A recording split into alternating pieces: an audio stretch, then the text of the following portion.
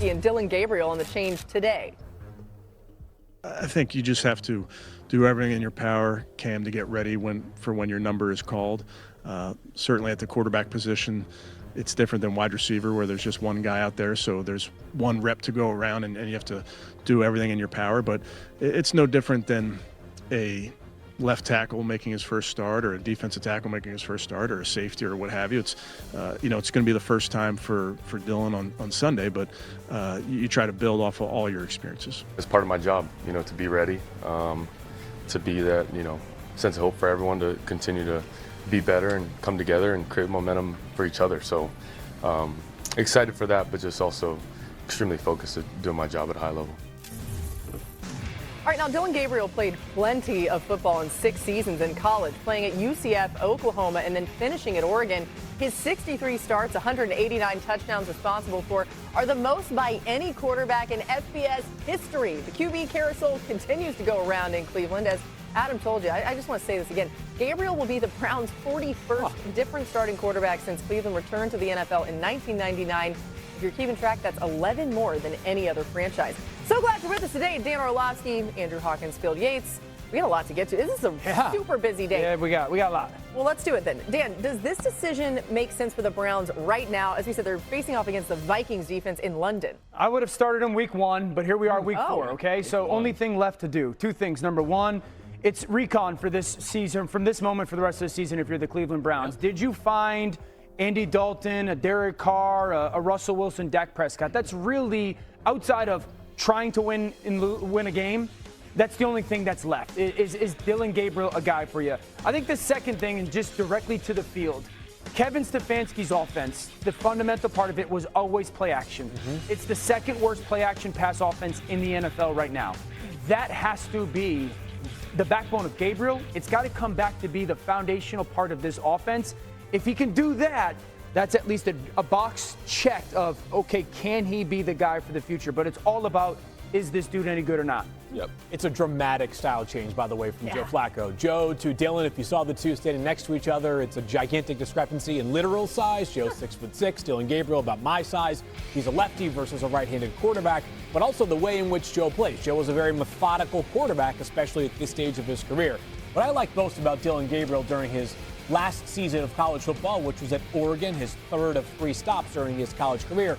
Very urgent player. What I mean by that is basically within every play of that Oregon playbook, he had to make a decision. We run him, we passed him, somewhere in between for Dillon Gabriel. He always played with an urgency about him, and also was a good athlete too. This is not Lamar Jackson or a player of that caliber, but he can hurt you with his legs, which obviously Joe, behind an offensive line that has dealt with some injuries and lack of talent, candidly, this past year. 9 sacks taken by Joe in the first 4 games. Maybe not as much pressure for Dillon Gabriel just because of the mobility he brings to the table. You knew the decision was coming. It probably came a couple of weeks earlier than I expected, but if you watched that offense last week, although the Lions are a good team, it looked very uninspired, right? They're dropping passes. They're not on the same page with Flacco and the wide receivers. And with Dillon Gabriel, everything you said, Phil, is exactly right. And a lot of that is instinctual. Like, he sees it and he gets the ball out. Yes, he's undersized, but he has a great feel for when to throw and his ball placement. Even in the preseason, you saw it on some of those, field out routes where literally he's putting the ball in spaces that you don't see a lot of quarterbacks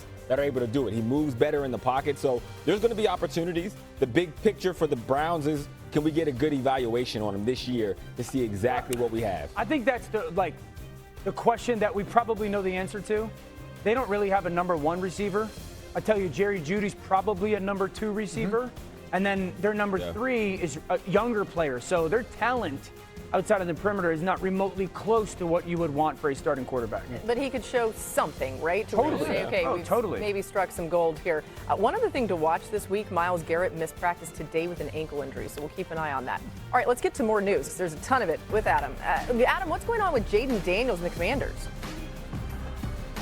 Laura, he was a practice in full today, which tells you that he is expected to play on Sunday. He's tracking to be ready, which is good news for the Commanders. He's missed the last 2 games, but it looks like Jayden Daniels now will be back for the Commanders this week after missing the 2 games with a knee sprain. The same might not be true of Terry McLaurin. Terry McLaurin, dealing with injury right now, is not at practice today. The Commanders said he's trending the right way. We also have some breaking news here I want to just interrupt. as we do Terry McLaurin, we'll come to this, I guess, at the end. Sorry to go off the rails here for do it, Adam. Terry McLaurin did not practice today. We'll see if he does. The 49ers have ruled out Brock Purdy, Ricky Pearsall, and Jauan Jennings for Thursday night's game. So all three out against the Los Angeles Rams. Wow. Okay, we're going Shepard's to got the phone and he's going frenetic. You know that something's coming around the corner here. And we're going to flip our script right now and react to that. You just said no Brock Purdy, no Jauan Jennings, no Ricky Pearsall. Dan, this game is tomorrow. What do you think? I mean, so that they're out. Their starting quarterback, their top 3 wide receivers, their starting tight end, their starting rush end. Yeah. Besides that, who's left? not much. The downside is Pearsall's been awesome. He's made a huge catch last week, yeah. Jennings is Jennings, very, very good player. Yeah. Mac Jones had stepped in, won 2 games, going against the Rams defense that defensively is fantastic. Their safeties are playing big-time football. Can McCaffrey get 40 touches and have 250 yards of offense?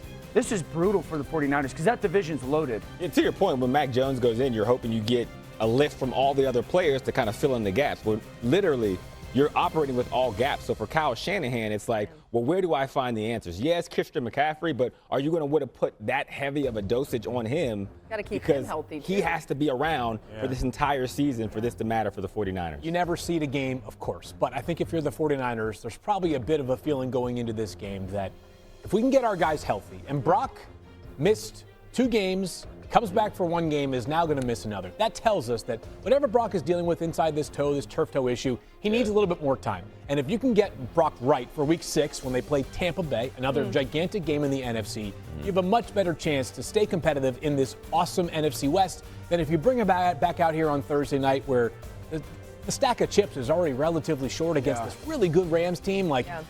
You got to take a long, sort of the bigger picture view right now in this division. Especially. Rams could be 4-1 after this weekend or after tomorrow night, and should be. The Rams should win that game. And Seattle could be 4-1. I think your point is fair. I think your point is the right one. Like, hey, short week. Yeah. Don't overdo it. They may have already overdone it a little bit. If we play them because we want to win and they're not healthy and our season's done. We might still lose if he goes out there. Yeah, it could be tough. Yeah, for a team that obviously has dealt with so many injuries. This is deja vu all over again. So bad. You hate to see it because going into the season, we're like, oh man, their schedule's kind of favorable. Yeah. Either way, still plenty of time. The breaking news there from Adam: Brock Purdy, Ricky Pearsall, Jauan Jennings, all ruled out for tomorrow's game against the Rams. Adam, let's go back to the news you have on Lamar Jackson. Go ahead. Lamar Jackson didn't practice today, Laura, and obviously he was hobbled when he was leaving the locker room on Sunday night after the loss to the Kansas City Chiefs. The fact that he was not out there at practice today, the fact that he was hobbled after the game, tells you that Cooper Rush right now is tracking to play Sunday against the Houston Texans. Now let's keep in mind, Lamar Jackson, the Ravens play the Texans this week, they play the Rams next week, and then they have a bye. So it's possible that Lamar Jackson could wind up missing 2 games and get a month off. And if you're the Los Angeles Rams, you're looking 1 week at a 49ers team without Brock Purdy, Ricky Pearsall, and Jauan Jennings, then getting an extended rest to play a Ravens team that could be without Lamar Jackson before the Ravens go on the bye. So the schedule is shaping up in the Rams' favor right now, but the Ravens have so many injuries that they have to overcome, and right now it looks like, depending on how the rest of the week goes, there's a real possibility that Cooper Rush is going to be the Ravens starting quarterback Sunday. It's so interesting, the storylines in the league, how it can actually just really play into the hand of one team, and right now these bad injuries, as Adam's pointing out, are playing into the Rams' hand. All right. Let's talk about the Ravens, though. Field, they are facing the Texans this week. How do they adjust the offense if it is Cooper Rush in there, as Adam's kind of alluding to? Oh, by the way, your first test is the #1 scoring defense in the NFL by a full 4 points per game. The Texans defense certainly not the problem down there in Houston right now. Cooper Rush will do something that the Ravens have seen a few times since 2019 when Lamar became their full-time starter.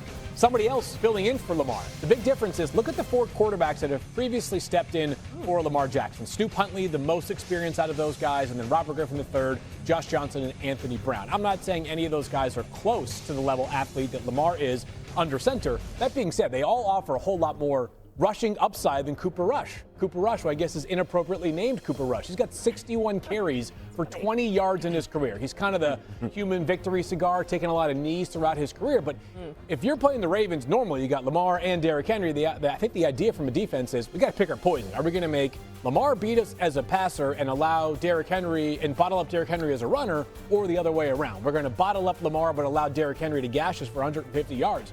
This weekend, if you're D'Amico Ryans and Matt Burke, you're saying to yourself, if we can slow down number 22, we're fine. Because if Cooper Rush beats us with his arm, we'll live with that over Derrick Henry going for 225 and 2 touchdowns. Yeah, so far this season through 4 games, the Ravens have lost their identity.